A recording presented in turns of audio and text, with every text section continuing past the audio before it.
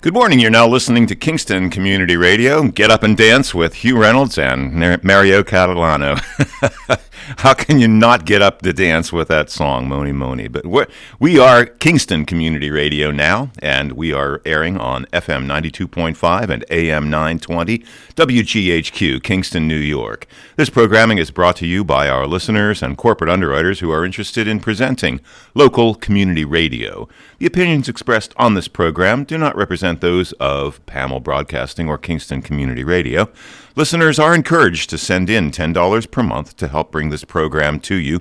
Mail your contributions to Kingston Community Radio, Post Office Box 4364, Kingston, New York 12402. For more information or to donate online, visit our website at mykcr.org. And again, good morning. This is September 3rd, 52 degrees, a nice cool 52 degrees this morning. And we'll be right back after these messages. Thanks for starting your day with Kingston Community Radio on 920 WGHQ AM Kingston and 92.5 W223CR FM Kingston, New York. Magic 92.5. Introducing a breakthrough in time management technology. A whole new day of the week. It's called Someday. It's ingenious. Perhaps someday you were going to go skydiving. Enter a hot dog eating contest. Maybe ride a mechanical bull. Now it's on the calendar. You may want to retire someday. Ready for that? Then you'll really want a My Social Security account at socialsecurity.gov. You can estimate your future benefits, plan for your retirement, and how to save for it. If you already receive benefits, you can manage them online. Millions of people already have a My Social Security account. In fact, someone opens one about every 6 seconds. You should get yours today, because someday is here at socialsecurity.gov.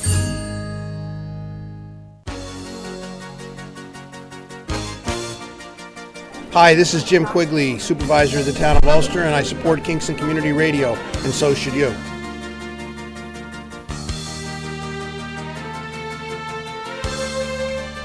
You're listening to KCR, Kingston Community Radio, WGHQ, 920 on your AM dial, 92.5 FM, and streaming online at mykcr.org.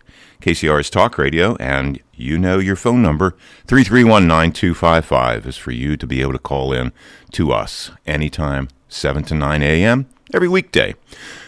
A little bit about the weather and forecast for Kingston and the surrounding areas. Partly cloudy today with a high of 72. That's all to report. And mostly clear tonight with a low of 51. And Saturday, mostly sunny skies with a high of 77. And we have a mostly clear skies on Saturday night, a low of 56.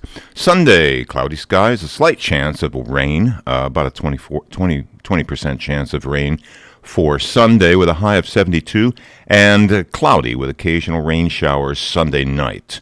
That's about a 50% chance of rain and a low of 62. Let's get to the on-air studio with the famous Hugh Reynolds and Mario Catalano. Welcome.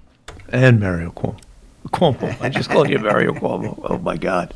Good morning. Good morning, Mario. I'm here with the famous Hugh Reynolds, and as everyone knows, he's been writing about politics for 50 years. Almost 50 years. Wow, you're old. I'm old. Yeah. I was very young when I started. I don't know what I'm doing hanging out with these old people, but anyway.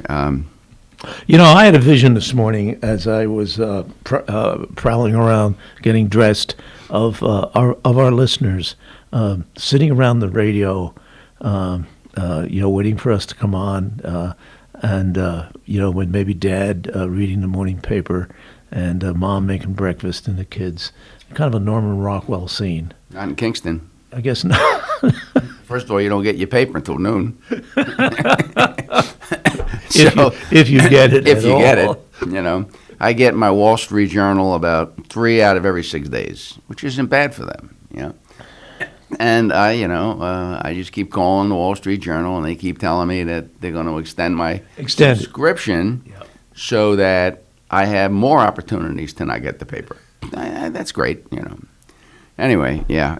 So, that's really a great picture. But I had some things that I wanted to ask you about that, in my opinion, are somewhat more important than folks than our listeners. Yeah. than sitting around in some bucolic setting that you envision.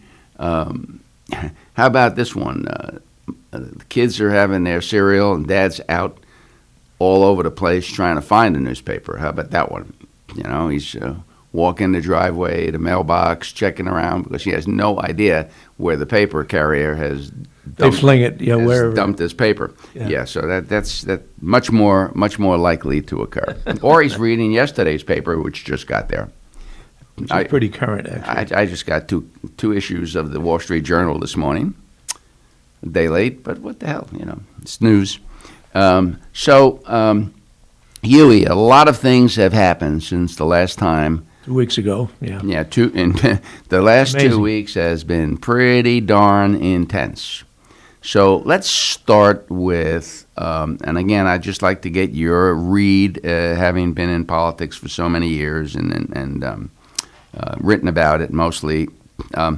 So let's start with the guys at the top. Did you find it at all unusual that we had the big Afghanistan withdrawal?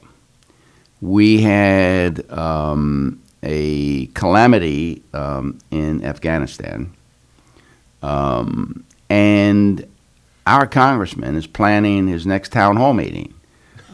Not a word. Now, I don't care which way he comes down on this. I don't care if he wants to support the president and say he did a great job. A lot of Democrats have said, especially in swing districts, purple districts like this one, have taken a stand and said, you know what, this really wasn't done very well. We have to do better. We have to, whatever. We can't leave hundreds of Americans behind, etc. This guy, nothing. I got an email about support our veterans, and it was, I passed a law that helps veterans, whatever. I don't even remember the context of it, but that's it. And I'm so unaccustomed to having a congressman who has nothing to say about anything controversial. Well, I think part of it is that we were kind of spoiled by our two previous congressmen, members of Congress. Maurice Hinchey was on top of almost every issue. You knew exactly where he stood. And Past three. who was the third one? We had Gibson. Maurice, Gibson, and Faso for one term. Faso was a little more elusive. He's more like, he was more, Faso came out of quiet, like Maurice. Faso came out of the Albany. And I will say, even as a Republican, I was annoyed when he didn't, when he didn't want to take a stand either. This is not a partisan issue. This is, I'd like to hear where my congressman stands on some of these. They have a certain connection to higher government that we don't have, and they need. I think that Delgado needs to literally channel some of that information to his constituency, and I agree with you on many points and along many controversial issues. He wasn't there. Well, a lot of these this is not to excuse it, but a lot of these controversial issues, as Dan said, fall almost evenly divided on either side. And so if the congressman is going to comment, I think this is very calculated. If he's going to comment on, say, Afghanistan, he's going to lose 50% of the vote. If he doesn't say anything at all, it's curmudgeons like you and me, and maybe Dan, who would like to hear more from their congressman, yes or no. just how and I think too the context of some of these decisions. He's down there. He should be in touch with what's going on. He's our representative, and bring that back to the district so we have some better understanding of for better or for worse how these decisions are made. But that is calculated, and this is an election year, and this is a purple district, and he's not gonna change that strategy. And as far as I know, major media, so-called, the Daily Freeman, which is the major news media here. Can we just does not refer pick up to it the- as minor media? All right, maybe minor now that I'm gone, but pick up a phone. Even if you get no comment, at least somebody is. He knows that somebody is paying attention and wants his input. But as long as it works, it's like the guy that can't hit the curveball. As long as he demonstrates that he can't hit the curveball, he's going to keep seeing him. So this guy's not going to change. Part of this, by the way, I have to lay on the loyal opposition, because what are these Republicans doing? They don't hear from them either. And can somebody say something? Can we start a conversation? Nobody here but us. He's not going to volunteer. So let's start a conversation of some sort. Part two of this, I have two parts to this. Okay. Part two of this, in my opinion, the scarier part, all right? And again, this is my opinion, is I don't see how we have $4.5 trillion to spend right now. The economy is doing fairly well, but it could be doing much better if people would come back to work. Example, restaurants closing because they can't get help. I know we've had a wanted thing. I have put posters up in my office telling people we need somebody to answer phones. Cannot find anybody. No applicants. And these folks think that it's okay in the face of that to borrow $4.5 trillion. That debt's going to get passed on to our kids, our grandkids, our great-grandkids. How many generations do you want to go back? And they're still not going to be able to pay for it. And this is very dangerous, in my opinion. Look, do we need some social programs? Yeah, we probably do. But this guy votes for this thing, and not a word. No justification, no reasons why, nothing to say, these are the issues that I found very important and engaging and noteworthy, absolutely necessary. Nothing. Just go in, quietly cast your vote, and not a word. Again, nobody, the minor press did not even pick up the phone and say to this guy, listen, what's in this bill that's so important that we've got to spend $4.5 trillion? A couple of thousand pages, isn't it? I think so. Oh, yeah. Well, I'm sure that Nancy has provided them with some talking points even. Tell me the talking points. Let me hear what you got to say about the thing. I think Nancy probably provided all of them with some pork. I think that some of these talking points, so-called, are going to be coming out later next year. Starting about a year from now, you'll see public works projects announced, paving, bridges. Well, that's in the $1 trillion bill. I'm in favor of that bill because the country's falling apart. That's the bill where they redefined. No, I'm talking about the bill where they redefined infrastructure. They're calling this human infrastructure. I could use some of that money. Hey, get online. You saw in the paper this morning that some guy in Saugerties got arrested for taking down $4.5 million in loans for businesses that had no employees. I didn't see that. They caught him, In yeah. fact, I didn't get my paper this morning. a guy in Saugerties, you know, $4.5 million? he and two of his friends took down. They filed for the PPP loans to keep their employees, They had none? but they had none, and they just said we have employees. They filed false tax returns showing that they had paid out millions of dollars to their employees. They just, got an IRS form, white out whatever they didn't like, filled in what numbers were, gave that to the bank. Oh, okay. So you have 100 employees. Sure, we'll give you $4.5 million. And the guy went and bought a motel in somewhere out west in Missouri, I think. He went and bought a big motel out there, and he's been living large in well, Missouri. he was and then he's got his own quarters now at the jail, at the federal jail, because they figured I think he has a dual passport from the Caribbean, one of the Caribbean islands, and they figured he'd disappear. So they put him up in his own motel room in the federal lockup in Albany. That's amazing. You could have done that, huge, Anyway, so along those lines, there's there's $2.5 billion. I mean, a billion is chump change now. Oh, $2.5 billion sitting in Albany.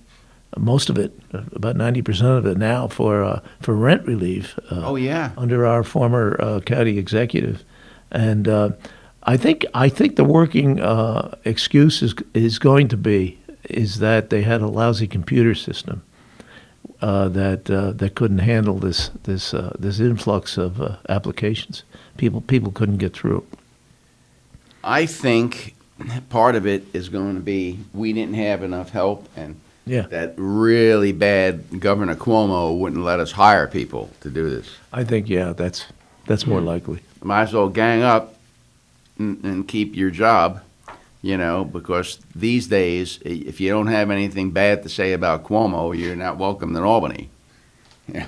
So this is how the world goes round. But evidently they're up to about 10% distribution now.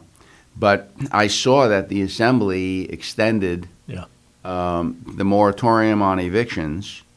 I have to be honest with you. There's this article, in Daily Rag this morning about opposition or people wanting equity at this new housing development, 160 units where the old jail was. I have no idea why anyone would want to do a rental project in New York State when you put in a moratorium so landlords can't collect the rent. You can't evict your tenants, and now they're talking about everybody's joined in. The city is going to do some sort of a housing law. The county wants to do a housing law. Talk to me about that dynamic. The county, some legislator, Uchitel, announces he's going to do, or he's going to introduce legislation to on evictions and how you can do it, and they're going to define the details of how a tenant can conduct themselves. And the next day, the mayor announces that he's putting something forward in the Common Council. Why would the Common Council need such a law if it's a county law? And what's going on there? Is there some dynamic that I'm missing? I think, as usual with politics, it's about the numbers. Kingston, which I'm more familiar with, and probably Ellenville and maybe Rosendale and some other so-called urban Saugerties village urban centers, have a heavy majority of rental residents, but people who rent their homes, and in many cases they're lower income or lower rentals. This isn't living at Stony Run. Some of the upscale projects, housing units, and politicians will always play to the numbers. and the numbers are the renters are the majority, and they're playing to that majority, and it's an active majority, as you just passed on, that 160 unit, what they call it, the workforce. Well, 80 is going to be seniors, and the others going to be some sort of rent controlled. Yeah, I think what they call workforce housing. Workforce housing. Yeah. That sounded like particularly for those folks, for seniors who have a great deal of difficulty finding affordable housing, and of course the workforce, the average, the person who makes, the income in Kingston is only about $60,000 a household.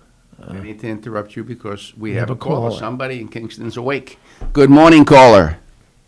Hey, good morning, gentlemen. Good morning. I absolutely am awake because I love the show. Won't miss a minute. Wanted to make a comment and regarding the housing assistance that hasn't still gotten out. And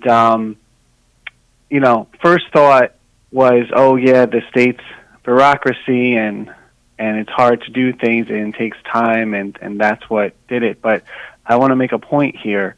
That same bureaucracy, when it came to COVID and had to get testing and vaccination and outreach and all those things that had to get rolled out, what the state did is they looked toward their current folks and they said, you have a new job now, at least for the next few months and maybe longer, that you're now going to do this.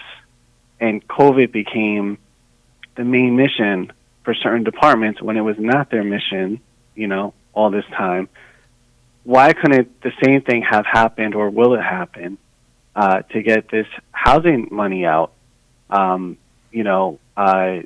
It just has to become a priority and an emergency priority, just like it was with the COVID testing and creating the network and all things. And maybe some folks are hired along the way, but I do know that there were whole departments that people's jobs completely were dedicated to COVID and running testing sites. They got trained, they got put on the ground, and they did what they had to do. I think the same thing should happen with the housing and just get it done. People need it. In praise of Andrew Cuomo. Well, for that part of his job, I would say that's a praise. Yeah. Given where we were at and where we came down, thank God, it was needed.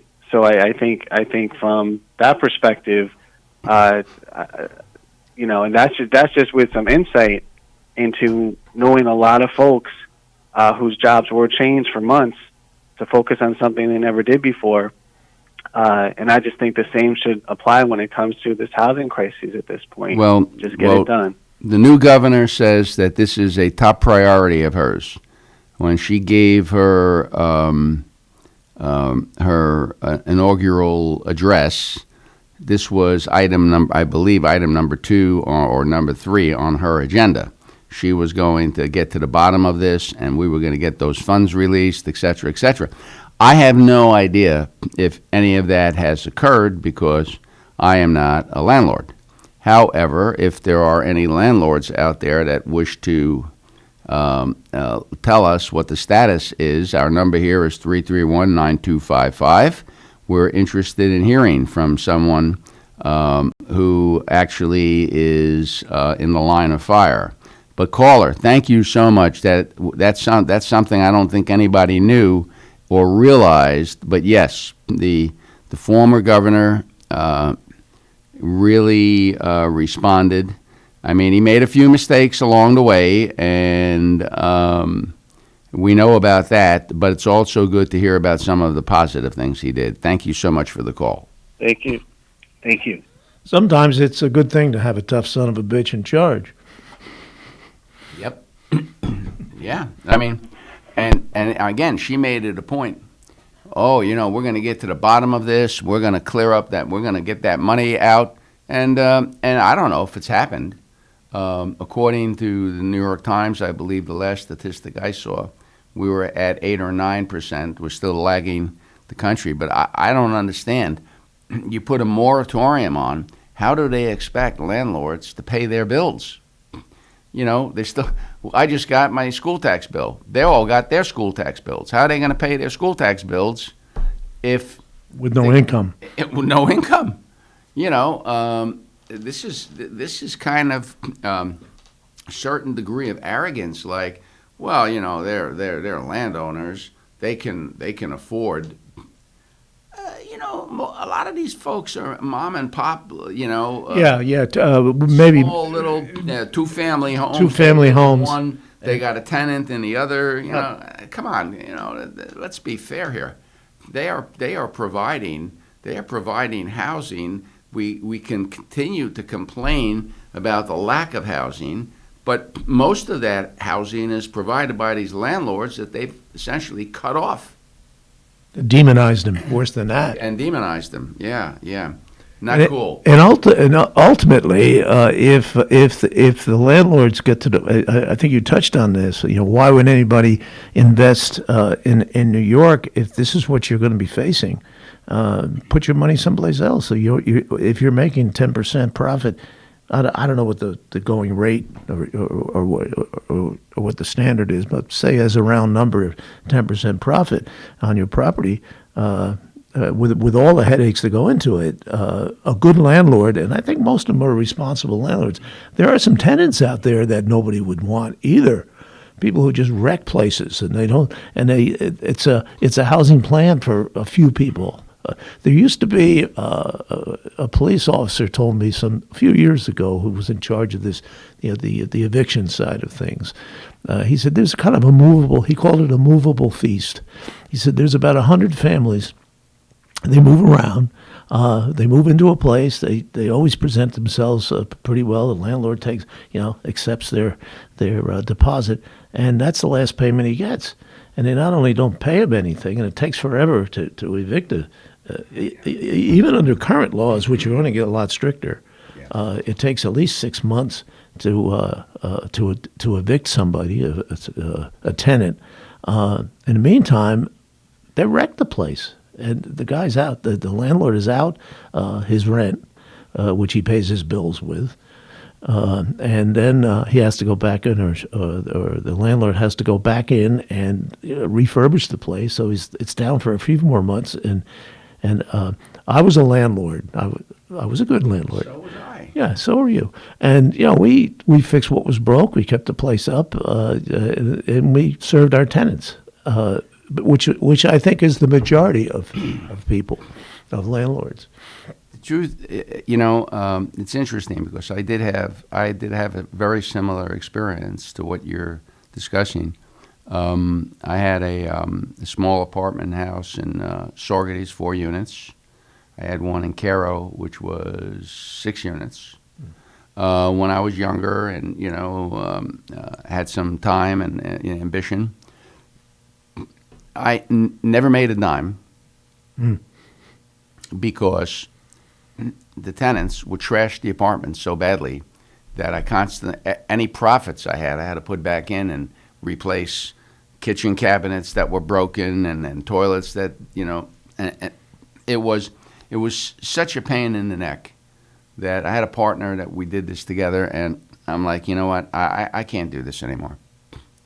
So anyway, we're coming up on break. We're going to have a guest, and folks, return at 7:30. We're going to have Steve Peruso, who is a candidate for alderman in the 1st Ward in the city of Kingston. And Steve's going to be here. We're very interested. He's an outspoken supporter of the armored vehicle that the city of Kingston and the town of Ulster cooperated to purchase. And he had some interesting experiences along the way and while supporting that.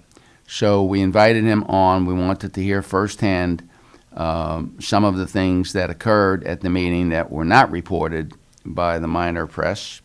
And we also reached out to his opponent, Barbara Hill, I believe, the Democratic candidate.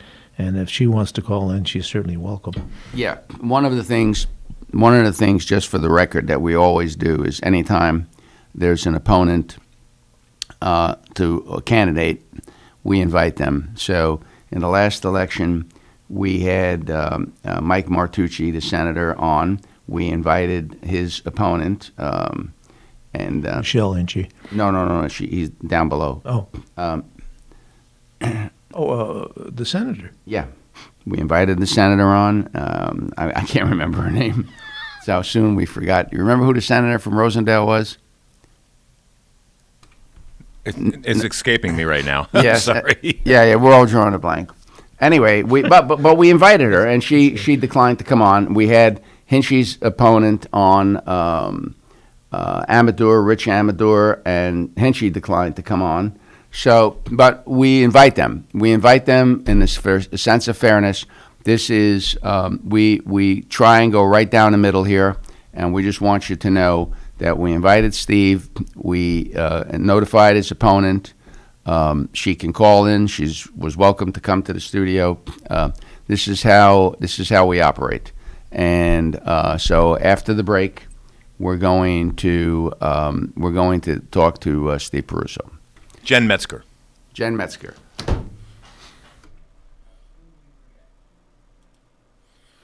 And you're with us here at KCR, Kingston Community Radio, AM 920 and 92.5 FM. Thank you, caller, for giving us the name Jen Metzger for the other opponent.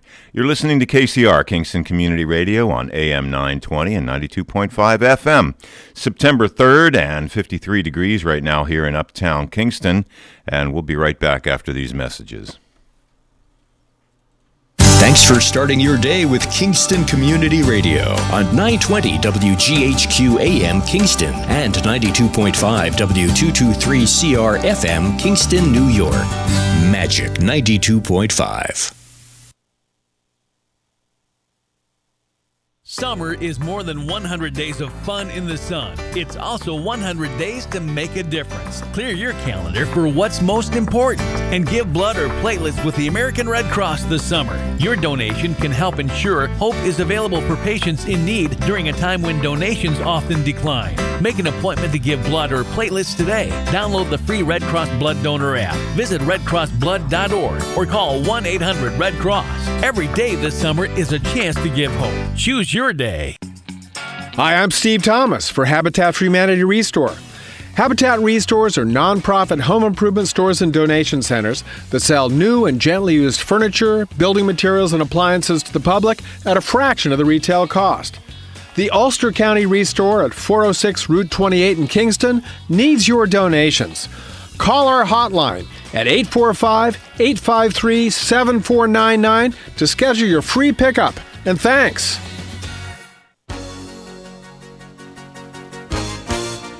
Hi, this is Cameron Rylance from Kingston, and I support Kingston Community Radio because it's informative.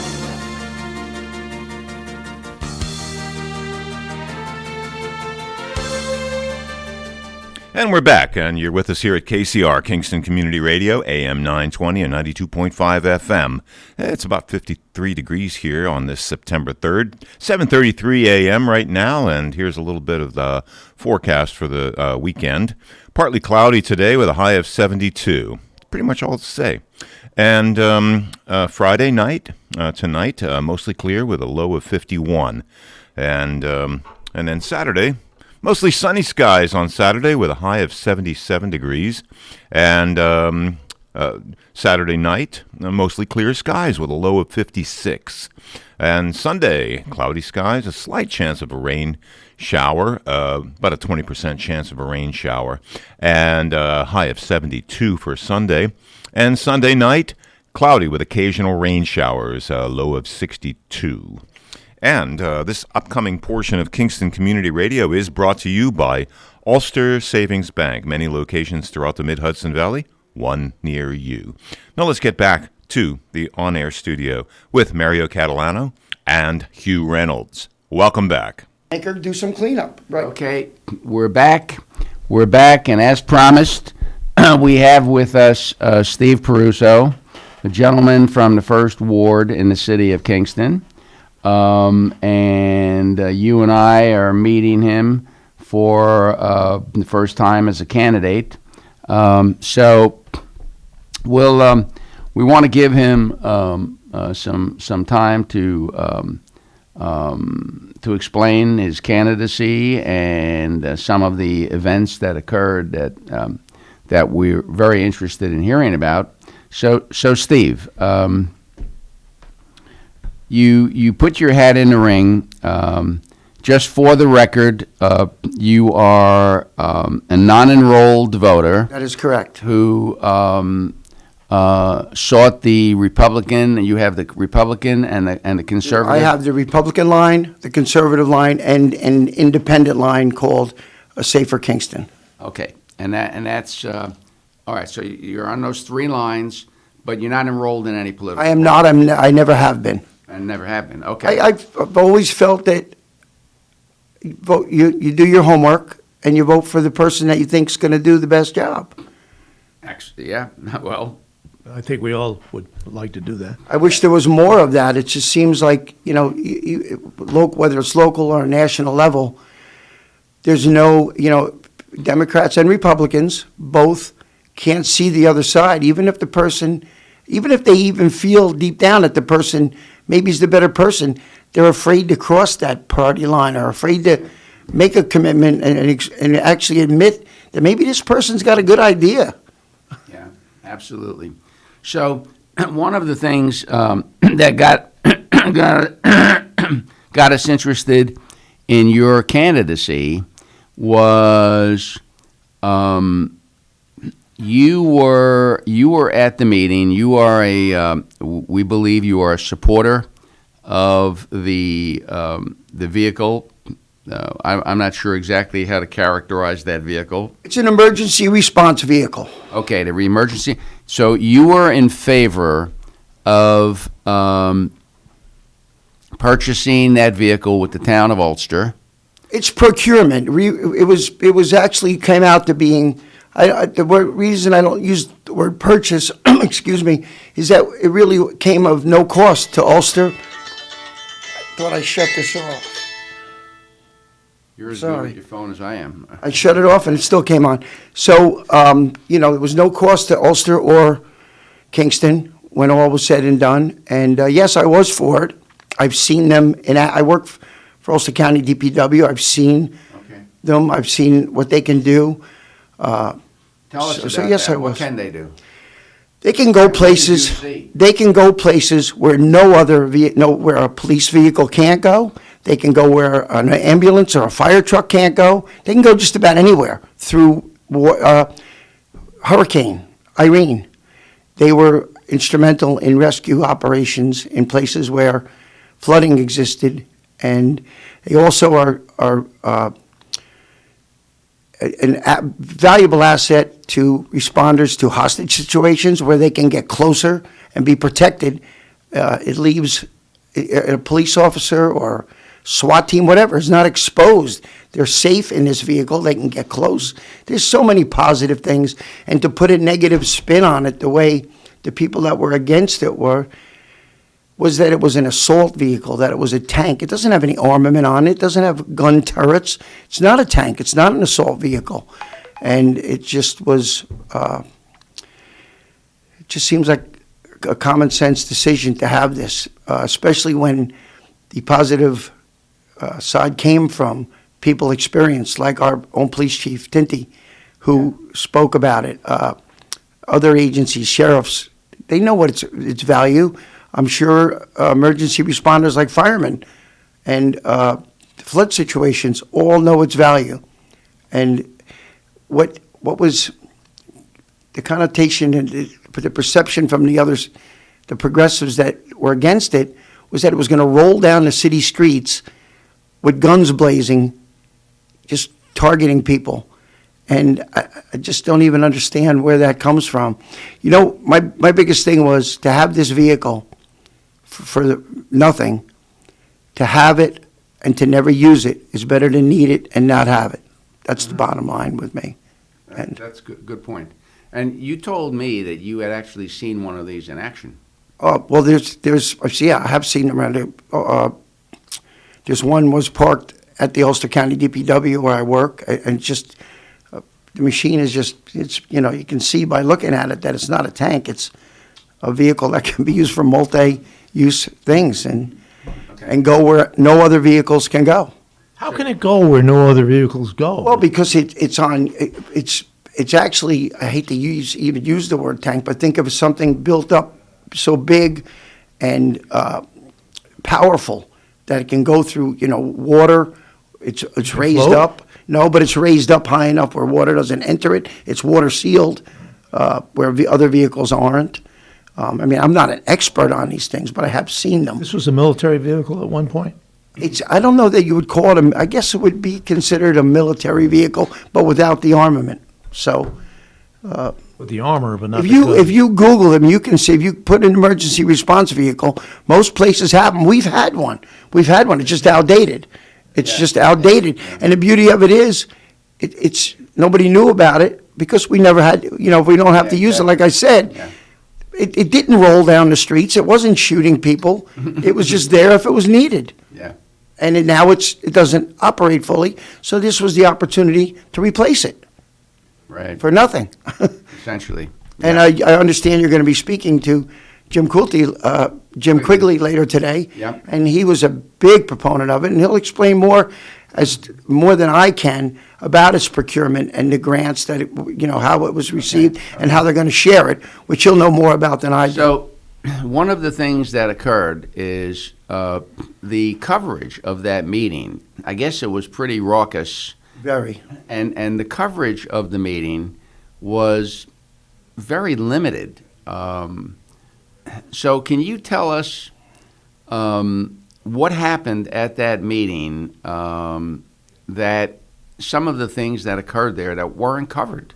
Well, first of all, it was raucous outside. Rise Up Kingston was there in full force, playing instruments with signs, vulgar signs, with the F word on them. Anybody that was against it it wasn't handled, like they weren't there to talk and give a clear, concise opinion as to why they didn't want it. It was just F the tank, F the cops, and this was even outside. And then they were told they couldn't bring the signs in or the instruments in. And once inside, the people that were on the docket to speak, as I was, we got up one at a time and gave a clear, intelligent, concise opinion. Well, that's your opinion. of what, but what you don't see on the tape, I guess, and I didn't know this at the time, but anything that's, as you speak in the chambers, once you're done, you end, everything is muted. So, like, say, for instance, when I got done, and I said what I just said to you guys about how I felt about it, and then as soon as I was done and it's muted, the Rise Up Kingston group was screaming, "It's a effing tank, F that tank, F the cop tank," and just very, very vulgar. When any of the police officers did the same thing and gave their reasoning, they were given the middle finger. At one point... Okay, hold on. Sure. We have a caller. Yes, and I'm relaying the message for her. Okay. It was a very, very poignant expression. She didn't want to go on air. She wanted to extrapolate the fact that it's the same as getting a fire truck. Number one. Number two, it's a rescue vehicle. Okay. And that's Okay. what she wanted to. When you say she, wanted who's to she? add. The woman that called in. Yeah, there was, Dan took the it was call. an anonymous caller. He's telling us what she said. Yeah. Well, thank you very much, caller. We appreciate that. Thanks, Dan, for taking the message. All right, now you can continue. So it was, to say the least. You're talking about the reporting of it. Well, That's how we start, right. So this vulgarity continued, and now I was sitting in about the third or fourth row, and I saw all this go on. I saw vulgarity. I saw middle fingers given to police. I saw it all. Everybody that was in that room saw it. And yet the next day when I read the paper and I read the article, I said, how could this woman write this article and be there? It just didn't make any sense. So I called her. I left messages to call me back. And so I finally got through to her, the Freeman reporter, and I asked her, I said, I'm wondering, you were there. I said, you were sitting 2 rows in front of me. How can you write something and say that it was almost the same, raucous both ways when you were there? A girl walked right in front of you, the one that got arrested for the graffiti in City Hall, walked right in front of her and stuck her middle finger at all of us, and just brazenly.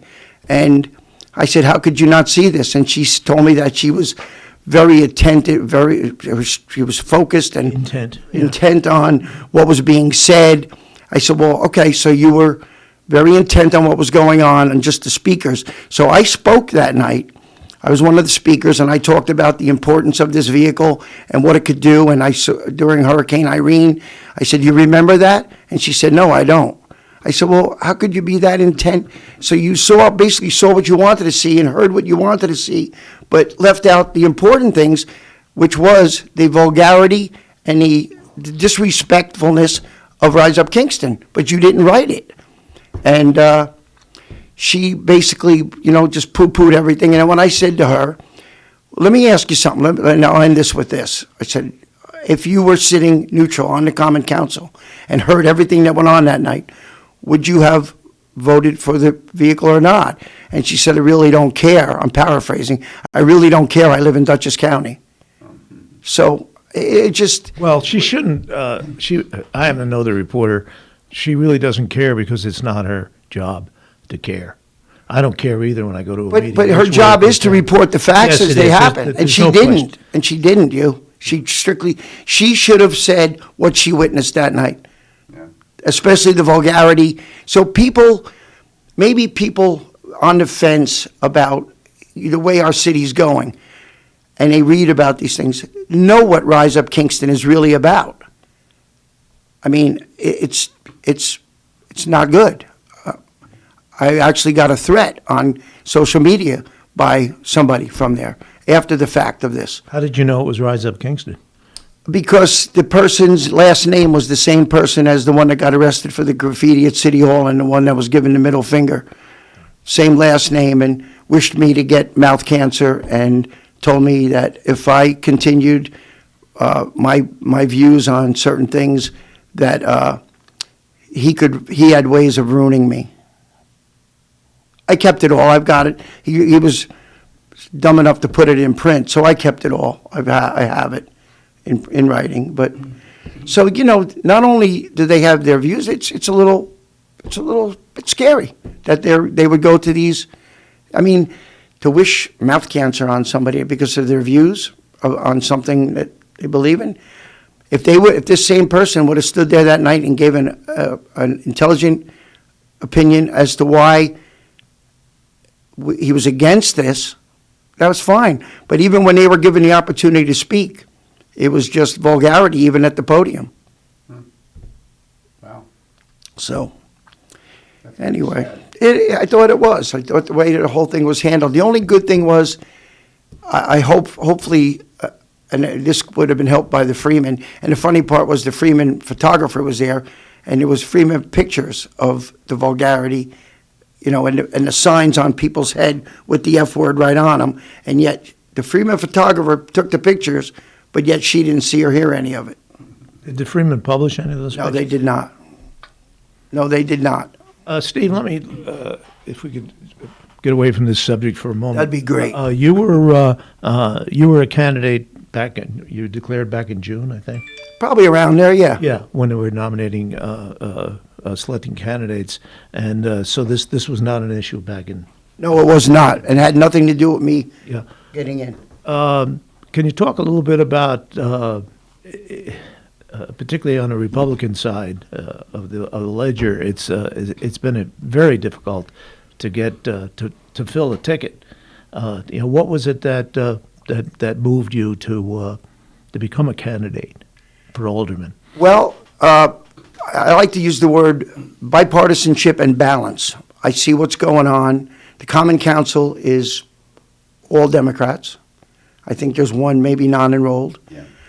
The mayor is a very liberal Democrat. I think it's too easy for things to get done. And I'm not trying to word this right. I just need some more balance, some pushback on things. Seems like everything is just rubber stamped by the Common Council. because it's a Democratic mayor and they just go along with them. So I think we need some, and I'm looking forward to working with some of the Democratic Common Council members in a bipartisan way, sharing our views. You know, I don't feel I'm right about everything. I'd love to hear their views, but I also don't feel it should be just one-sided. All right, we have a caller, Steve. So, good morning, caller. You're with candidate Steve Peruso. I would like to know, I have my bill on the table for... Hold on a second, caller. I got to turn up the speaker just a bit. I'm sorry. All right, if you could speak right into that. Okay, I have a bill on my desk for Kingston Freeman. I'm tearing it up. The other thing I'd like to say is the people who use the F word, they use that word. It's a filler word. They don't have the intelligence to speak properly, and you really have to feel sorry for them. And it's just sad what has taken place, and that's the way our country is going. That's all I have to say. Thank you very much. Thank you for your comments. Thank you. Yeah, you've covered you have covered local events for 50 years. I mean, have you ever seen anything rise to this level? Rise up to this level. Funny word. No, I haven't, and I mean I don't cover stuff anymore, but it's obvious that the needle has moved. This type of, even 5 years ago, 3 years ago, this type of as Peruso put it, vulgarity would have been gavelled down in a heartbeat. Right. You wouldn't repeat. You would not see it twice. Yeah. And the person The would good be thing, the removed. good thing about, and I don't condone that they let it happen, but the good thing is, the only good thing that comes out of it is that the people who were there that night, including common council members, I think got to see firsthand how low these people would stoop. I don't think they even realized, because you got to remember the initial pre-vote for the vehicle was passed unanimously. I thought it was 6-2 or. I thought it was okay. Maybe whatever they voted, Yeah, it was- and then it went the other way. No, it went 6-2. The final one. Okay. The final one was 6-2. I think the original one was 7-0. Okay. Either way, they Yeah, didn't either way. want it, and now I think they saw firsthand, you know, what these people are capable of that night. The way they acted, everybody was I think appalled by it. Yeah, And I would hopefully, moving forward, and this goes back to what Hugh's question was about me getting into the race and running and helping things. I think a lot of people, hopefully, on the national level, right down to right here in Kingston, that the country's divided. You know, I mean, it's no middle, but I'm hopefully at some point we have to become back in the middle a little bit. We have to bridge it a little bit and work together, because I mean, we had all the Trump haters, now we have the Biden haters, and Hater. Yeah. you know, it's just hate. The word, it's too much hate. We need to. Folks all have signs on their lawn. Hate has no home here. They hate the other side. Exactly. Hate the other side. So I'm hoping in some small way, I can make a difference, even if it's in Ward 1 to start, to work, like I said, I'm not enrolled. I'm not a Republican looking to work with a Democrat. I'm an independent who cares about my city, cares about the direction it's going in, and wants to, I guess, hold out an olive branch of some sort and work with these people and make some changes. I'm not against change, but I mean, I see some of the changes. I mean, they just don't. Some of them don't seem to make sense. Like what? Well, the Broadway, for instance, I don't understand it. I don't understand it. It's an emergency route for emergency vehicles. We're back to that again. We have one lane going either way. We have cars parked in the middle of the road, and we have bike lanes. The bike lanes run parallel with a bike rail trail that's less than 100 yards away. The new one that they put running behind. That's a good point. It's right there. ride your bike and walk on the trail that was made for it. How many bikes are going to ride down Broadway? Now, say during rush hour, 4 o'clock, 4:30 in the afternoon, you got cars going both ways. You got bikes going down, and you got cars parked. And an emergency vehicle has to go. Where are you supposed to pull over for them? And what happens when somebody parks on those parking lanes? I don't know if you've seen it or not. If you open a car door on either side, you're either going to hit a biker or get your door ripped off. It appears. Now, I could be wrong, and maybe it'll work great. Well, we already lost somebody on Greenkill. On Greenkill, and Broadway is Greenkill on steroids. It's just. Let me ask a question. When we have some snow on the ground, how are you going to see all those painted lines? No idea. And where are you going to put the snow? Oh. Oh, he said. Where are you going to put this? I work for the Ulster County DPW. We're fortunate. We're on county roads. No cars parked, no bike lanes yet. And although I wouldn't say for sure that's not coming, but in the city, I know everybody knocks these Kingston plow drivers for the terrible jobs they do. I'm not so sure it's an easy task. Cars parked and the intricate city streets, narrow streets. It's hard enough now. Like take Greenkill Avenue because that's already established. These plow drivers, are they supposed to put the snow up against the cars? You can't really see well. You have a plow out on your wing. You got a car there, and you got cars coming the other way. The lanes painted. It's perfect right now. But if there's an inch of snow on the ground, they're gone. On the ground, I can't see any lines. I don't know. I'm not going to know where. The other thing is if you're coming into the Greenkill intersection, into the Five Corners from say Route 32, and you're going toward Broadway, the posts that stop you from going any further are white. Oh. They really don't. I mean, maybe yellow or black and yellow, some kind of warning. I mean, I know because I go there all the time, and I've learned. But somebody that's not familiar comes into town from, say, south and doesn't come off the thruway, comes from New Paltz, comes onto that traffic circle, and then heads down Greenkill Avenue. They're going to be confused. And Broadway's going to be worse. If I can interrupt just for a second. You seem to know a lot about roads. What do you do at the DPW, the county? What's your job? Various things. Right now, I've just been I'm off the road. I run a bucket loader, a front end loader in the quarry, loading trucks. Barney Rubble. Yeah, kind of. But, in the rock quarry, sure. But in the winter, it'll be loading salt into trucks, getting them ready for winter storms. How long have you worked there?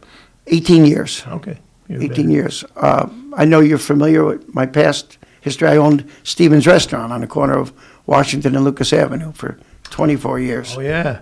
Yeah. And it was time to move on from that. And that was a den of iniquity. It was, well, I don't know if I would call it that, but it was a very successful restaurant on a corner tavern where it was a very comfortable place, family run, and it was a good run.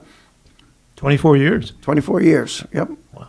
So it was a huge part of my adult life, and now it's the second phase, and hopefully retire in a couple of years and see what the next part of my life brings. Mayor, who knows? Well, there's been mention of it. I don't foresee that. I would love to help out somebody in that capacity, for sure. First step is getting, by this first step, and hopefully. Well, what I like about this is you have a lot of hands-on experience with the things you're talking about, the plowing and the streets. And a businessman. Business. Yeah, that's good. I had a business in Ward 1. I was involved in the Little League in Ward 1. I still am for 35 years. It's the Colonial Little League up by Edson School. Sure. I live in Ward 1, obviously. My daughter's gone to school here, raised her in this ward. So it's been a big part of my life, for sure. Good. And I look forward to making a difference, hopefully. Well, we wish you well. We appreciate you sharing that story with us because, you never get to hear some of these things because we rely on, reporters who are very focused on content and not necessarily on what's going on around them. And want to give her the benefit of the doubt. Maybe she didn't think it was important to. Whoa, I have to disagree with that strongly, as you do. I mean, I gave her an opportunity. I reached out to her in a very polite conversation. I also reached out to the woman who, blasted me into Freeman in the letter to the editor. And I do give the Freeman credit for letting me have an opportunity. They printed my letter in answer to hers. Mm-hmm. That was the one that drew me to attention to you, is the fact that they seem to be coming out of the woodwork to get after you, and that's always an interesting scenario. Why there was I think there was more than one letter to the editor. Well, there was two, but the first one that obviously piqued my interest was, and I gave her every opportunity to talk to me. I said, I'd love to discuss this with you, and she wasn't even at the Common Council meeting, and yet she had, she felt the need to disrespect me. Those are all setups. Somebody hands her the thing and says, "Sign your name." Okay, but don't write. We're running past. We're on break. Okay. And thank you again. No, thank you. All right, Dan, take it away, babe. Thank you. Great. Thank you very much. Thank you so much. And that was Steve Peruso, Alderman candidate, Kingston. And you are with us here at KCR, Kingston Community Radio, AM 920 and 92.5 FM. The time is now 8:01 a.m., and it's Friday, September 3rd, 55 degrees now here in Uptown Kingston. This last portion of Kingston Community Radio was brought to you by Ulster Savings Bank. Many locations throughout the Mid-Hudson Valley, one near you. And we'll be right back after these messages. Thanks for starting your day with Kingston Community Radio on 920 WGHQ AM Kingston and 92.5 W223CR FM Kingston, New York. Magic 92.5. Thanks. Introducing the YMCA. Sure, you know the Y for a swim or a game of hoops, but we're more than that. We're a cause. When you take a jump shot at the Y, someone else is getting job training. Practice yoga as a team practices her leadership skills. We give people of all ages, incomes, and backgrounds a chance to learn, grow, and thrive. So while you might think of the Y as the place for lifting weights, we're also about lifting entire communities. That's the Y. We're so much more. Visit ymca.net/more.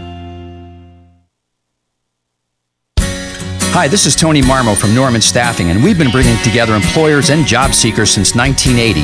If you're an employer and have job vacancies, let Norman Staffing help fill them with permanent or temporary workers. We screen, interview, and recommend the best candidates for your company. We make the employment process easier and faster for you. Please call Norman Staffing for your employment needs at 338-9111, 338-9111, or normanstaffing.com.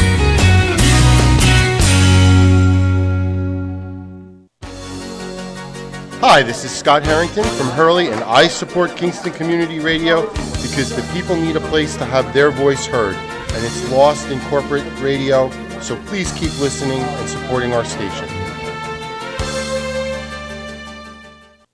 And we're back, and thank you for being with us here at KCR, Kingston Community Radio, AM 920 and 92.5 FM, WGHQ. And our live streaming on mykcr.org. Don't forget, our call-in number is 331-9255. 331-9255. It's 55 degrees now here in Uptown Kingston on this September 3rd. And on September 3rd, it's going to be partly cloudy, a high of 72 degrees. Tonight, mostly clear, a low of 51. And Saturday, mostly sunny skies with a high of 77. And Saturday night, mostly clear skies, a low of 56. And Sunday, we have a 20% chance of a slight chance of a rain shower, with cloudy skies otherwise. A high of 72, and Sunday night, cloudy with occasional rain showers, a low of 62. Well, let's get back to the on-air studio now. By the way, we have a wonderful sponsor for this upcoming portion of Kingston Community Radio. It's brought to you by the Friends of Kevin Cahill. As a strong advocate of local broadcasting, Assemblymember Cahill urges you to support Kingston Community Radio with your time and donations. Your contributions keep KCR vital and on the air at FM 92.5, AM 920, and on the web at mykcr.org. Join Assemblymember Cahill and send your gifts of $10, $25, or more to Kingston Community Radio, Post Office Box 4364, Kingston, New York 12402. Together, keeping KCR alive. Let's get to the on-air studio with Hugh Reynolds and Mario Catalano and our new guest. And our new guest this morning is James Quigley, Town Supervisor, Town of Ulster, a frequent guest on our show. We've been friends for years. Full disclosure, he went to high school with my wife. So for that reason, I have to be nice to him, or I'm going to face her wrath when I get home. But anyway, so James, one of the things I think we should announce is the passing of Amy Kirshner this morning. Lou has been a member of the WGHQ family for many, many years, a big supporter of GHQ. He and Amy were big supporters, well, of course, big supporters of everything Ulster. There was never an event that I could remember that required some support where Lou didn't and Amy to step up to the plate and support that. And that is a major loss to this community. And we send our condolences to the Kirshner family. Her son is the city judge, and it's a major loss to mankind when you lose someone of Amy's caliber and community spirit. So you guys can join in, and Lou, we're thinking of you, and we're praying for you, buddy. So when the invitation was extended to me, I was offered the opportunity to participate via audio. And I got to be quite frank, I didn't remember the call-in number, so it was easier for me to drive over here. And one of the things that I said to Huey, baby, was that I look forward to sitting across the table and watching your body language as I make explanations, because that tells me whether you're falling asleep or not. Or if we believe you. Much more likely to. He's very convincing. To not believe a word he says, but then again, he is a politician. No. I ran on the basis of being a businessman to deliver results, and I think in 12 years that I've proven by more than once that I'm not a politician, because I open my mouth and stick my foot in it and get into trouble. So the supervisor can't remember the number, but for you folks out there, it's 331-9255. We have Dan on the board today, so the calls will get answered. And if anybody has a question or a comment about anything that's been said to date or about to be said, give us a shout, 331-9255. And before we get to the supervisor, let me do the birthdays.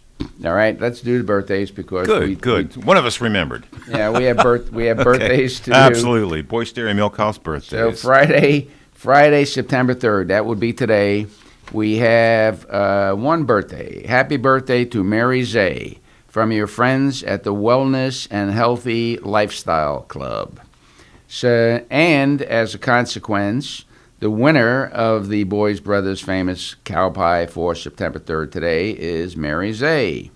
And that cow pie comes courtesy of the Boys Dairy Milk House and Kingston Community Radio. And Mary, you may pick it up at 62 O'Neill Street in Kingston. And congratulations and happy birthday to you, Mary. Now, we also, because it's Friday, have to do the weekend, so let's do Saturday next, and that would be September 4th.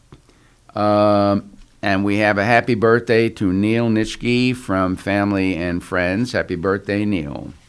And a happy birthday to Tony Russo from your friends at People's Place. We hope you enjoy your special day. Those are the two birthdays for Saturday. That's tomorrow. And the winner is Tony Russo. Congratulations, Tony. You may pick up your famous cow pie at the Boys Dairy Milk House, 62 O'Neill Street in Kingston. That comes courtesy of the Boys Dairy Milk House and Kingston Community Radio. Congratulations, Tony. And, oh boy, we got Sunday, September 5th. And that is, we've got a number of those. So on Sunday, we have a birthday for John Cipher from your friends and family. Happy birthday, John. Jeffrey Gardner, happy birthday to Jeffrey Gardner from your friends at People's Place. We hope you enjoy your special day. And finally, we have happy birthday to Jerry Romano from your family and friends. And on Sunday, the winner is Jeffrey Gardner. Congratulations, Jeffrey. And you may pick up your Boys Brothers famous cow pie at 62 O'Neill Street in Kingston. And, of course, it's Labor Day weekend, so we have to do Mondays as well. Boy, did they load you up. I'm telling you. I almost forgot them. By the way, this is time and a half now. Yeah, I'm going into holiday. You're definitely So- earning the money. All right, a happy birthday to Karen Mitchell from Marianne and William Banks Jr. And happy birthday to Ann Fury from your friends at People's Place. And happy birthday to Marie Gardner from your friends at People's Place. Well, People's Place has a lot of friends. They have a lot of friends. They have a lot of friends. And the winner is, and congratulations on Monday to Ann Fury. Ann, you may pick up your famous cow pie at the Boys Dairy Milk House, 62 O'Neill Street in Kingston. And that comes to you courtesy of the Boys Dairy Milk House and Kingston Community Radio. And happy birthday to all. You made it another year. That was quite a nice roster there today. I'm Boy. telling you, birthdays hot and heavy. There's an anniversary I could have mixed in there as well because September 5th. Wish condolences to my wife for 34 years of putting up with me. Congratulations. All right, Congratulations, Mario. And wife. All right. So, James, one of the things that I wanted to speak to you about, Hughie and I walk, as you know, in the mornings, and we get to talk about you a lot. And we're just wondering, I don't want to speak for you. Go ahead, Mayor. All right, I will. That there's this rock pile at the Kingston traffic circle. There's got to be $1 million worth of stone that was brought into that to elevate it so that it won't flood every time it rains. And that they've been pushing that stone around there for 3 years, I think. The nothing's happened. The project received the town board and the town planning board approvals in excess of 3 years ago. And the intent at that time was to put in some fast food restaurants, a bank, some strip stores. Consequently, we went through the past year and a half with COVID. We've had issues on the site. The planning board approvals expire 3 years after the start of construction. The developer has been advised of such. So earlier this week, out of the clear blue, I get a phone call from the developer indicating to me that they're changing the footprint of the location of the development. They need to come back to the planning board. Of course, they need to come back to the planning board because their approvals have expired. Yeah. And as a former member of the planning board, you understand that whole process. Yeah, exactly. So they will be back here shortly. He's indicated to me some tenants that have expressed some interest. There are no commitments at this point in time. But the interesting thing that he did tell me is that in conjunction with the on-site improvements, the New York State DOT had insisted on and required certain improvements to the intersection at Washington Avenue. and he indicated to me that he has signed a contract with a large regional contractor in that business that is clearly capable of executing in a timely fashion. And I confirmed with NYSDOT, the New York State DOT, that in fact the contractor has made contact with NYSDOT to talk about scheduling after Labor Day the off-site improvements that were required to gain access to the parcel. So we will be seeing activity at the site, not the activity that everyone would be desirous of, because this is going to be activity in the driving lanes, slowing the passage of traffic down, because this is going to be required to have a realignment of the intersection, some driveway work, and some pavement markings installed, taking place over the next couple of months at that location. So we will see some action. We have made it clear that the developer needs to do something about his contractor and his contractor's ability to complete the work in a timely manner. And that is being addressed. So I hope to see here an application back before the planning board in the next 60 days, along with the off-site improvements moving forward here shortly. And this is going to be some sort of a strip mall?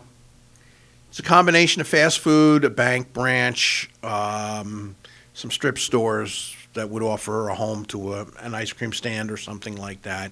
I'm not clear. I haven't had discussions with him as to who his tenants were.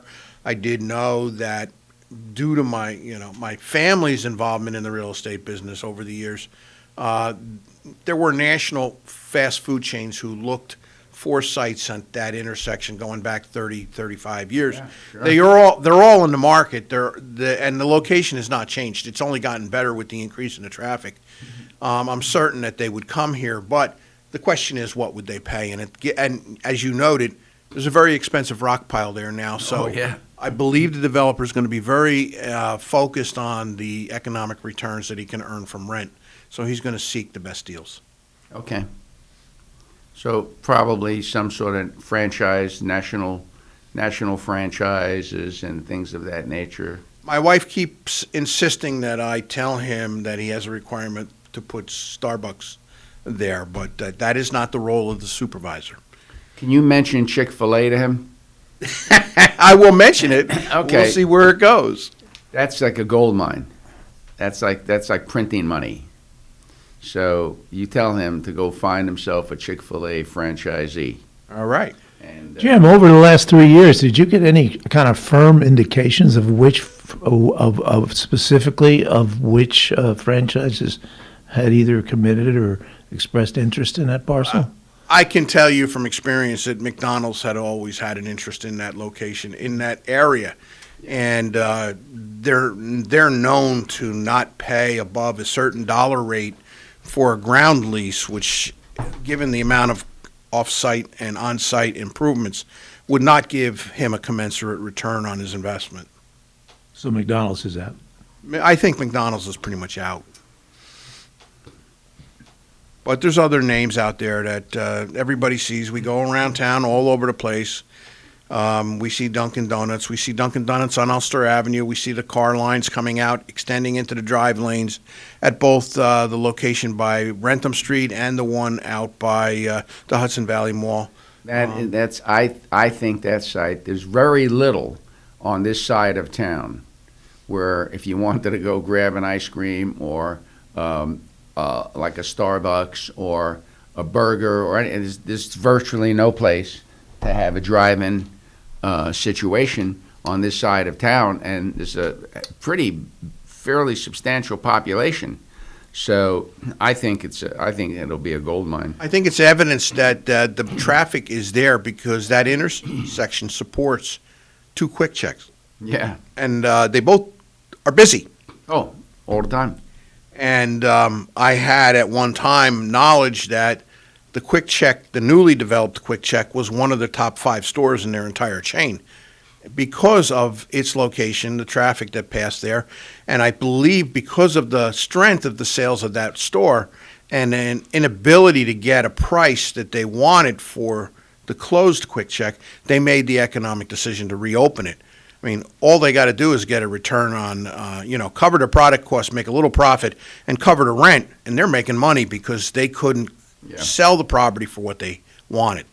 Now, there is a concrete block building going up right next to Quick Check that looks remarkably like a car wash. Is that am I on to? That is the future home of one of the Clisciolti family car washes.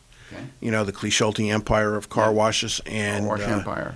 he is doing a very good job. It's a very permanent looking structure, concrete block and everything. And from what I understood, the original design was of a certain nature, but because of COVID and the inability to get construction materials in today's world, they switched to locally sourced materials and are now in the process of trying to complete that. Completed. Okay. Quick Check is one of the better looking gas stations around. This is the gateway to the city or the town, depending on where one's standing. What about that treatment of this new development? Is it going to look like Quick Check across the street? The town board has reserved certain design approvals in the resolution originally approving the project. So I expect that when the project is resubmitted, there will be an equal level of scrutiny placed on the architectural and finishes for that site. So it is not going to turn out to be, just a run-of-the-mill shop.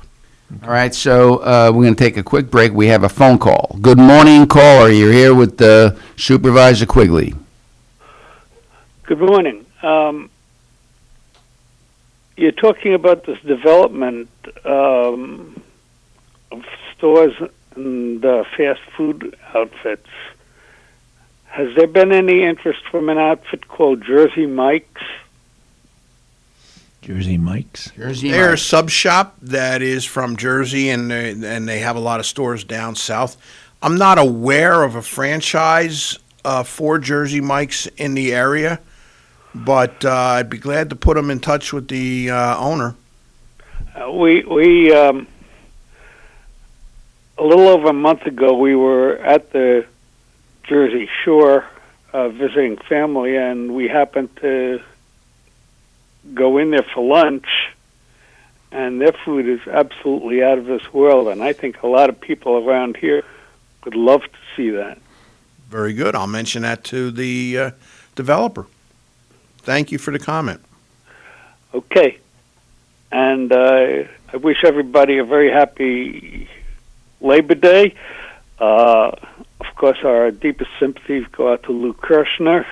I guess Lou knows everybody, and on the death of his wife, who also was a very wonderful woman. And for the Jewish community, the holiday of Rosh Hashanah begins on Monday night. So we say Shana Tova and Happy New Year to all of our Jewish friends. And, of course, everyone be safe. Thank you. Have a great day. All right. You too. Bye-bye. All right. The second topic that you had tipped me off in by writing your article in the Kingston Wire relates to the ever-changing situation at Tech City. And I stress it's ever-changing because, yes, there was a transaction 2 weeks ago, and we'll see how that progresses. The individuals representing the two companies that purchased the facility were in front of the planning board workshop meeting on Wednesday afternoon and did not provide a very clear answer as to where they were going with the properties. So we are very concerned that given the history of the project with the level of in-ground and above-ground environmental issues, that careful attention be paid to both during any activity that takes and redevelops that project and moves it forward. In 2011, New York State DEC, to great fanfare, announced an agreement with IBM and AG Properties, the owner, and Mr. Ginsburg, of a consent decree that broke the large parcel down into, I believe, 12 or 13 what they call operating units. And each operating unit was identified in relation to the environmental contamination that was present and analyzed by the DEC over the years. That level of contamination would then go on to dictate a future use. There was a requirement in the consent decree in 2011 that environmental easements be developed and that surveys be taken, resulting in a meets and bounds description that would then be translated into a legal encumbrance placed into the deed. That was never done. And that is a process that is ongoing now. In addition, the consent decree required that an interim site management work plan be developed that basically set forth safety standards. As we all know, there is groundwater pollution caused by leaking industrial chemicals that accumulated over the number of years, and that any excavation that took place on that site could potentially expose the workers on the site and the community to the vapors that would be discharged by the penetration of the machinery into the earth. And that interim site management plan was to set forth certain protocols for safety in the excavation, whether we would put a water line, a sewer line, or even put a road or a foundation in. The interim site management plan also contemplated a requirement that additional vapor barriers be placed under the slabs of any buildings that be constructed on the site to prevent any vapors from moving from the ground into the building structures. I am comforted by the fact that IBM has a requirement on an annual basis to do groundwater sampling, and their independent engineers file that report with the DEC on an annual basis, and I just reviewed the 2020 analysis that was filed in February of this year.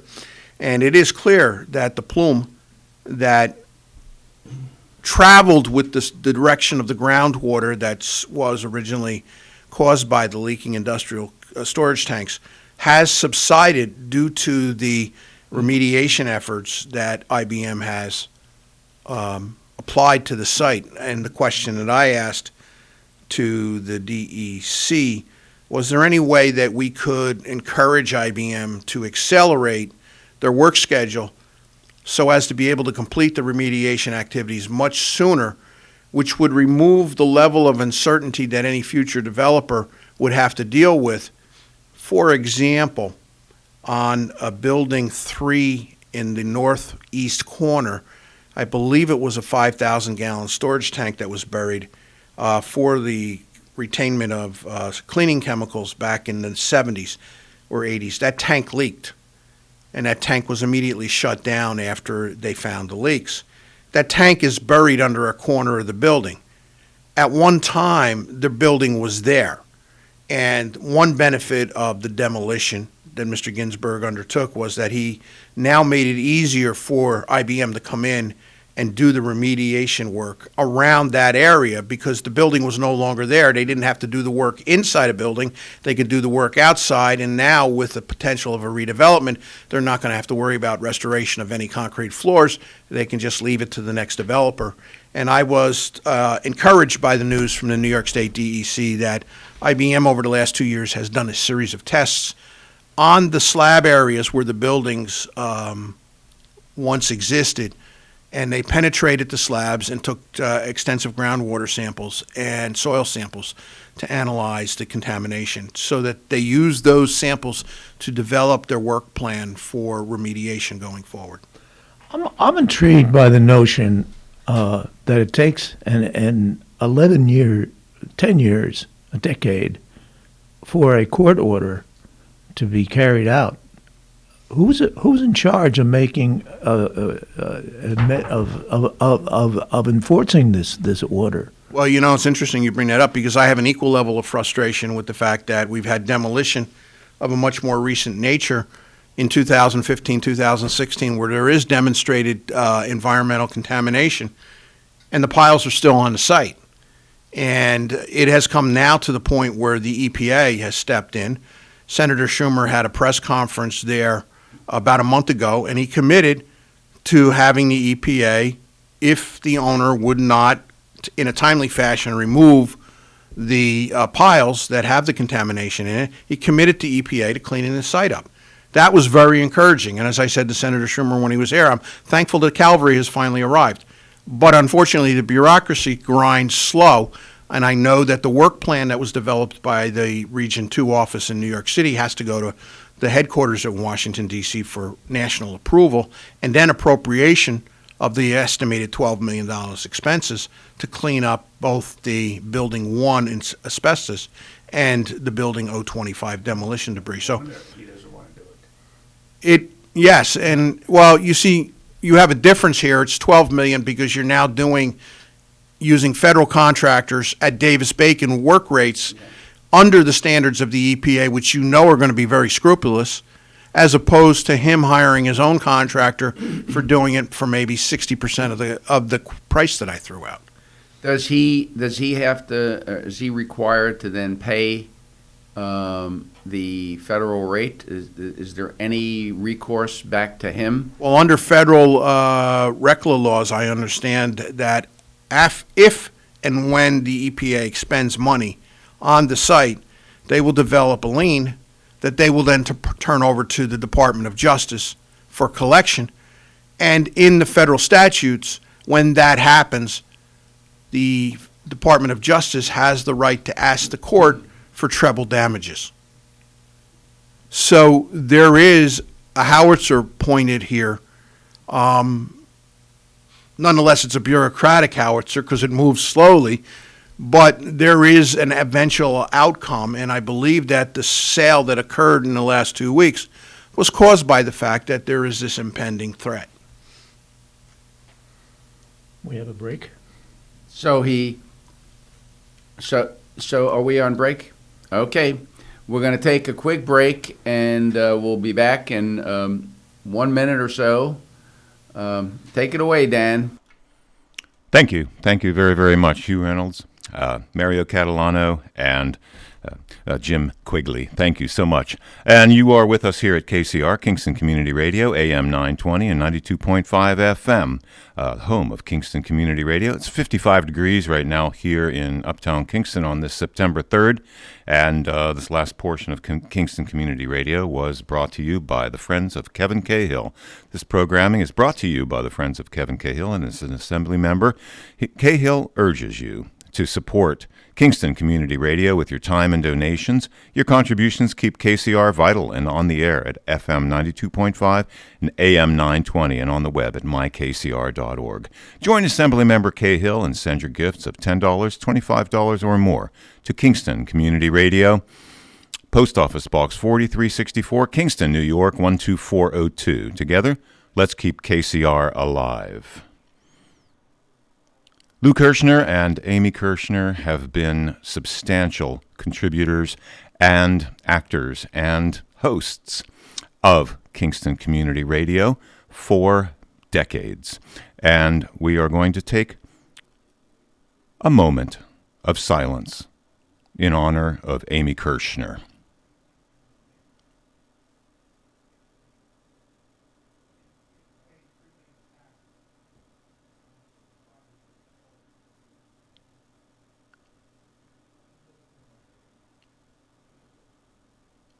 Now we return you to our station breaks. Thanks for starting your day with Kingston Community Radio on 920 WGHQ AM Kingston and 92.5 W223 CR FM Kingston, New York. Magic 92.5. Hi, this is Tony Marmo from Norman Staffing, and we've been bringing together employers and job seekers since 1980. If you're an employer and have job vacancies, let Norman Staffing help fill them with permanent or temporary workers. We screen, interview, and recommend the best candidates for your company. We make the employment process easier and faster for you. Please call Norman Staffing for your employment needs at 338-9111, 338-9111, or normanstaffing.com. Hey, Dad, your prescription will be ready in just a minute. Hey, Dad, your laundry will be ready in just a minute. Dad, Your lunch will be ready in just a minute. Hey, honey, why don't you take a minute? When you help care for a loved one, you give them as much time as you can. But it's just as important to take time for yourself. AARP can help. Find free care guides to support you and your loved one at aarp.org/caregiving. That's aarp.org/caregiving. Brought to you by AARP and the Ad Council.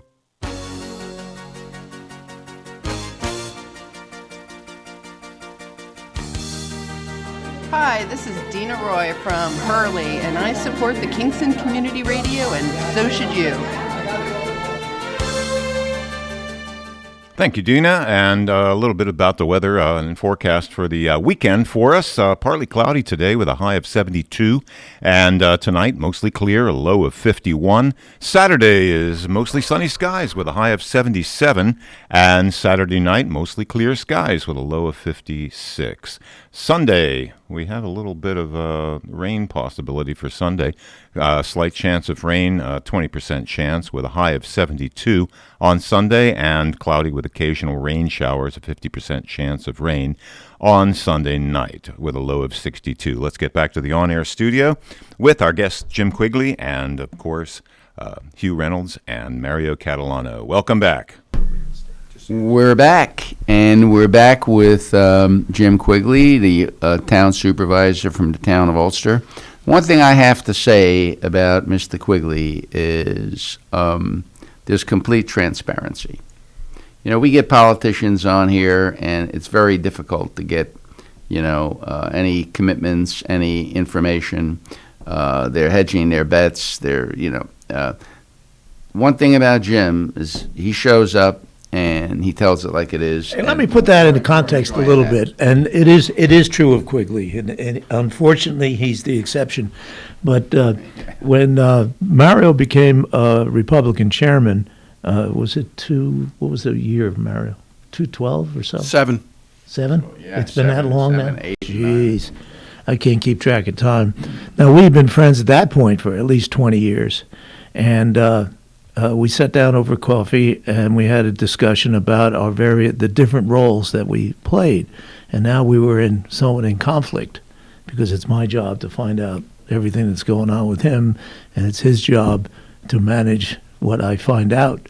And we came to an understanding as friends that there'd be things he couldn't talk about, and he wouldn't talk about, and I could ask him, but he wouldn't talk about in politics or whatever. And it's not unlike your job. I mean, you're held in confidence by perhaps a developer at different stages of things. But nonetheless, you've always provided context for us, which is very useful for not only us. We're just mediums, but for the listeners and the readers, and as a shout out to the rest of the herd. We don't see that very often, unfortunately. Yeah, now at least people know what's going to happen to the rock pile. I thought we have a better idea. I thought the sheriff was going to bring people out there and start breaking up rocks soon. But okay, at least we've got something moving forward. Who knows what might happen next? Anyway, talk to us. Well, you had a question, right? One of the questions I had, Jim, and this is uniquely your field, I think, or was your field. There seems to be a real distinction between the booming residential real estate market in our community and the contrast with the commercial market. Why is that? First of all, I want to say thank you for the compliments. I always thought my role was to be informative. I didn't realize I had the option to say I couldn't tell you. So I can't tell you. No, but as to the commercial real estate market, it's interesting. Everyone seems on the outside of the commercial real estate market seems to lump it in as one body of real estate.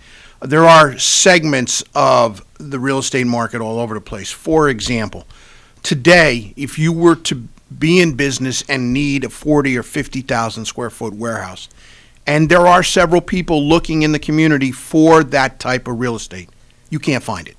It doesn't exist. And it is going to come to a point where we start to see new construction of facilities of that nature that will be economically productive for a developer to build. And that is why it is so crucial that we get to a point where we can start doing a redevelopment of Tech City, because Tech City is the last and best industrially zoned and entitled real estate parcel in Ulster County. It's a natural to redevelop it for industrial, warehousing, and job-creating uses. You go to the retail market, and because of A, COVID, B, the proliferation, which has been going on for some time, of the internet sales medium, retail is a very challenging proposition. Now, you go and you go to Adams, you can't get into Adams, so that demonstrates that there's even a further bifurcation in the retail market where the high-end, the high-quality goods, who are servicing the market of the people that just moved into the community to escape COVID from New York City and appreciate and can afford those types of products, partake in. So those sections are doing well. As we talked, you've had consolidation in the medical field. You've had a battle between two major healthcare systems, Nuvance and Westchester Medical, and they are taking advantage of the demographics of the doctor community and buying out those practices where the doctors are approaching retirement. And as I explained to you, many of those doctors bought their office buildings 30, 40 years ago, knowing that they would be in practice for 30 and 40 years, paid themselves the rents, and expected to be able to retire and sell those buildings. And in today's market, because of the fact that you have a Caremont building, you now have Health Quest up in the mall, and you have the potential for a medical village on Broadway with Westchester Medical, that these individual practices that have these medical facilities, like out here on Lucas Avenue, and I look at Dr. Cantor's dentist office right across the street on Lucas Avenue from Stevens, those are going to be repurposed as something else, and they will not have the same expected value that they could have had they been used by a doctor locating his practice there. So I hope I've shed some light. There is a wide divergence. Another example would be the hotel industry. The hotel industry, because of COVID, just basically shut down. We had multiple tax certiorari actions and continue to fight tax battles with the hotels in the town of Ulster because of the fact that there was a temporary diminishment in the value, that they wanted to exercise their rights under the laws and file a tax cert action to bring down the value of their taxes. Now, when they do that, we cannot raise their assessment when business comes back, and business has been coming back. So that's kind of the challenges we face. Everything is in flux all the time. Interesting. The breakdown of it appears that there are many parallel paths going on here, where some businesses and some areas are doing well.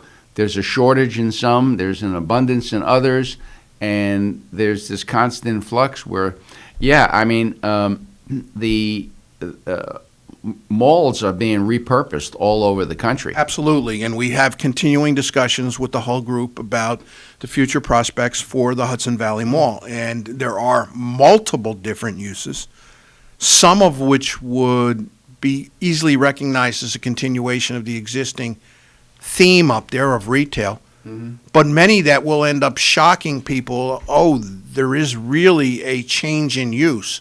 And the example that we did do was the medical office building and the Macy's building. Yeah. I mean, beautiful. It's a beautiful building. Plenty of parking. We'll see how successful they are. I mean, I have a personal feeling that these healthcare systems who have the aura of oozing money and they're not afraid to spend it. I've seen this in the private world where the availability of capital encourages people to make less than economic investment decisions. and they end up paying the price by getting substandard returns, and eventually that leads to financial stress, because if you can't service your debt and you don't have an adequate return on capital, you're out of business. Yeah. And that's where it could lead to. And they have been notorious in that regard. The healthcare industry, they have real money management problems. Right. They always seem to. So did I answer your question eloquently? I'm not sure. I'm not sure. You were gonna discuss what else did you want? I totally. Senior housing or? Oh yeah. There's been some buzz around Ulster about Steve Aaron, like other property owners, selling his properties. Are you hearing anything about that? I'm not only hearing about it, in active discussions with the contracted buyer, which is a company, a nationwide company that is, I believe, in excess of 10,000 units, and they're very reputable. I've run into the family that is sponsoring the company 30 years ago in another career, and as everyone knows, I had a very contentious and public relationship with Mr. Aaron, constantly being in the Freeman in the early years, going back and forth over his construction of his projects. And I'm willing to call a spade, and the projects have had problems from a maintenance and management standpoint. We've had our continued issues over the prompt payment of pilot agreements, and the town actually welcomed the representative of the buying organization and have had and continues to have discussions about how we can make those projects better and we can improve the relationship with the community. So I'm looking forward to some things that are going to come out here in the future. I don't expect anything to transpire until the first part of next year. Yeah, I was going to ask you that. You have, it's his entire real estate portfolio as it relates to the senior housing, so you have multiple projects. You have Esopus Saugerties in the town of Ulster and the city of Kingston. You will have multiple lenders to work through to gain approvals for the assumption of the mortgages. You have all the issues that are going to inherently fall out during a long period of due diligence, such as the issues with the town of Ulster sewer connection. You're going to have the regulatory issues with Albany, and there has to be an approval process, a review and approval process there. First of the year might be optimistic. Well, this started back at the first quarter of this year. So, there's a lot of work that goes into these transactions. I understand that the buyer's organization took over management July 1st. So the tenants actually got to see a change right away. And from the buyer's point of view, taking management over July 1st, it gives them 6 months of operations to fully understand what the problems are and what they're going to need to do to correct the problems. And there have been many discussions and many actions already taken that please the town as to, taking care of the tenants in that facility. Now, are these unnamed new owners going to come in and jack the rents? They like can't. Double digits? They can't. There's a regulatory agreement that is filed on title in the county clerk's office. It is the agreement between DHCR, the Department of Housing and Community Renewal in Albany, which is a division in New York State government that coordinates the development of these projects. And they basically say that you have to rent to tenants that are 80% of the median income, 30% of the median. They lay out the guidelines. They lay out the guidelines, and the rents are strictly regulated within those guidelines, subject to the tenants and the community's median income level. Well, we have a call. This guy's a private developer. We have a call. So, good morning, caller. Good morning, fellas. Ralph calling. I have two questions. One, Jim, you made a statement that if business picks up in the retail building, the town can't increase the assessment. That goes against logic. Is that strictly true, or usually Ralph, it may go against logic, but it doesn't go against state statute. The town of Ulster assessor is restricted to increasing the value of a parcel strictly based to improvements as demonstrated by a building permit, which increases value, or a lot line revision, a subdivision, a parcel reconfiguration that would change the physical dimensions of the lot, which would indicate a change in value. Okay, so the law has a deficiency, I would say, in my We opinion. cannot, let's say your house is assessed for $100,000 and you sell it tomorrow for $300,000. We are not a community that can immediately raise that value to $300,000 and say, welcome neighbor, here's your new tax bill. But don't you have annual reassessments? It is based on- unfortunate that the town of Ulster has not had a full value reassessment community-wide since 2003. This is a $500,000 expense that we are laying the groundwork for so that we can bring it in at less than $500,000 because there's an enormous amount of preparation work. And as you know, the town's assessor passed away in 2019. We had COVID in 2020, so now we continue to lay the groundwork, work out the records management portion of the preparation for a community-wide reassessment. What's your equalization rate based on that? Down around 69% right now. Okay. Ralph, your second question?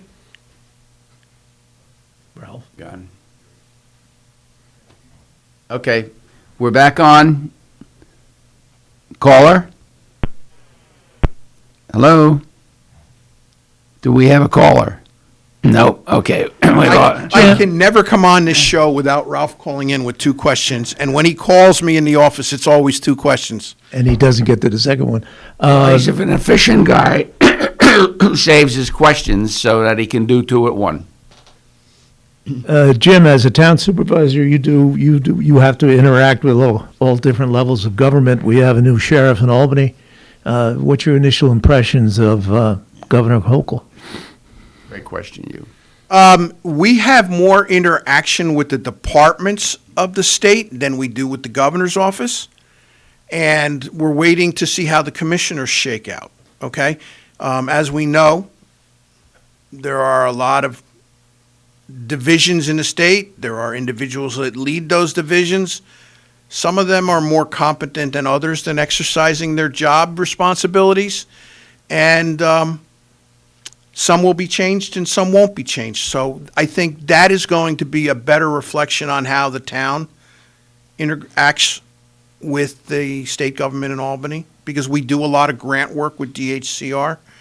We've had a lot of interaction with NISDOT, most of that through the regional office. I don't think that that's going to change. So, I can get you a gig on Dancing with the Stars after that answer.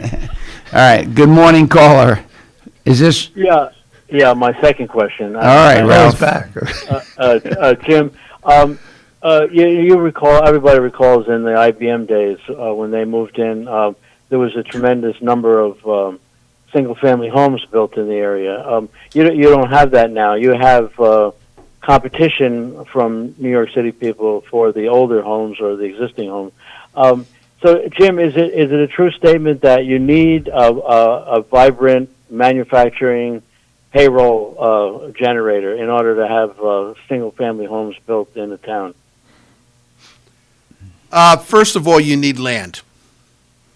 And if you analyze the development trends in the town of Ulster and the immediate area, you will realize quickly that all the easily developed residential land was developed in the 70s and the 80s for the IBM employment base.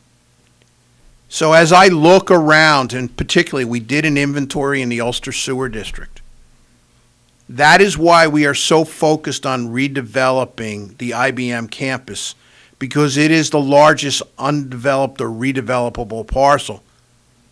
Next, and then the next would be the Hudson Valley Mall site. There are no large single-family development opportunities in the town of Ulster, Ralph. We are not going to see another major housing development in our town. Okay. We may see an apartment complex here or there. We may see a compact condominium project, but you are not going to see a development on the scale of Whittier or even Hillside Acres for that fact. So it's more for the other towns, Saugerties, Marpletown. Yeah, I understand. I can't comment on those towns. I don't know their real estate inventory, but I do know just from a general locational issue, most of the flat land is along the Esopus Creek. Over the last 20 years, there's been an increased focus on development regulation in the floodplain. So while we have several hundred of vacant acres in the Orlando Street area, they will never be developed for single-family homes, even though they are zoned for that. And the sewer capacity was reserved for that. Because of the flood potential and the damages that could be caused, they will never be built. The regulations will never allow Why it. don't we move some of those rocks from the throughway traffic circle over That's there? exactly why those rocks are there, because the I know, requirement I of the know. flood is to be 2 feet above the main flood level. It makes it unaffordable. Thank you, Ralph, for your questions. So one of the questions I was going to ask is to follow up on something we had on earlier. The eviction laws that Ulster County is thinking about passing, the whatever they call it, they've got some fancy name for it, but essentially it changes the dynamics, the landlord-tenant relationship. How do you feel that affects? Will that have a major effect on the town? And the other thing is, some of these communities, like the city of Kingston, 10% of the housing has to go to affordable workforce housing. They're very focused on mixing the dynamics of a development. Do you think that also is going to, do you think you see sometime that happening in the town of Ulster? And if so, how does it affect the market? There are 7 apartment complexes in the town of Ulster that have greater than 68 units. They total approximately 700 units. Better than 50% of those are subsidized and senior housing or low-income housing. Okay. So from a government's point of view, how much is enough? Okay, and I've had these conversations with county planning. I've had these conversations with other supervisors. It is time for the other communities around us to pick up their share of affordable housing. You don't just dump them into the city of Kingston. You just don't dump them into the town of Ulster. Now, from a development point of view, the reason it makes sense to start in the city of Kingston or the town of Ulster is that a project of that magnitude requires central municipal utilities, i.e. water and sewer, municipal water and sewer. Yeah. And many of the communities surrounding the city of Kingston and the town of Ulster do not have municipal water and sewer capabilities. And therefore, to dedicate the amount of land area to a septic field becomes unproductive. Yeah. And then you have to locate the wells a specific distance from the septic field so you don't contaminate the drinking water. Yeah. So there are development obstacles that push the development of those types of projects to areas like ours. But the question remains, how much is enough in the town of Ulster? I do not believe, based upon the fact that we have 3,500 or more single-family homes compared to 1,000 apartment complexes in the town of Ulster. And of those 1,000, I said 700 were in these projects that are 68 units or more. The other 300 are in single-family, two-family, and three-family houses, which I believe perhaps there might be an exception for under rent control. I don't see this issue coming to the floor in the town of Ulster. Now, if the county government passes this law, it will impact, and I'm not clear as to how it will impact, but I'm sure they're going to want to impact the town of Ulster. And I believe that it will eventually lead to decreased development of housing stock.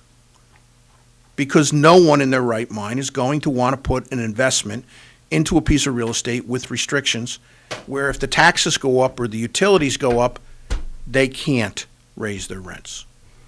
I also have stated to several elected officials that these actions that are being taken by the various government units are reactions to 2 or 3 bad apples in the ownership community. It was propelled by the revolution that was started when we had E&M management come in to Esopus, Kingston, and the town of Ulster and buy up a monopoly of the multifamily housing complexes and apply New York City management tactics to the tenant base. And the tenant base did not feel properly treated by the way that these management practices. And they're all gone now. They're all gone. They sold it to the. Okay. They're gone. All right, and with that, with them being gone, we're gone. So, great conclusion to today's show. Thank you, Supervisor Quigley, and take it away, Dan.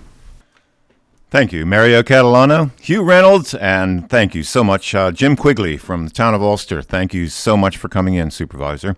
And you've been with us here at KCR, Kingston Community Radio, AM 920 and 92.5 FM. This last portion of Kingston Community Radio was brought to you by Robert Baum Commercial Realty, located at 79 St. James Street, Kingston, New York. Visit rgbaum.com for more information. Again, we'll see you on Tuesday. We will be off the air on Labor Day, and we will continue the week Tuesday at 7 a.m., 7 to 9 a.m. every weekday. But again, we will be off the air on Labor Day. So until Tuesday, we wish you every success in growing and developing Kingston and all our neighboring communities. We now return you to Magic 92.5. That won't be so hard to do. And if you should say goodbye, I'll still go on loving you.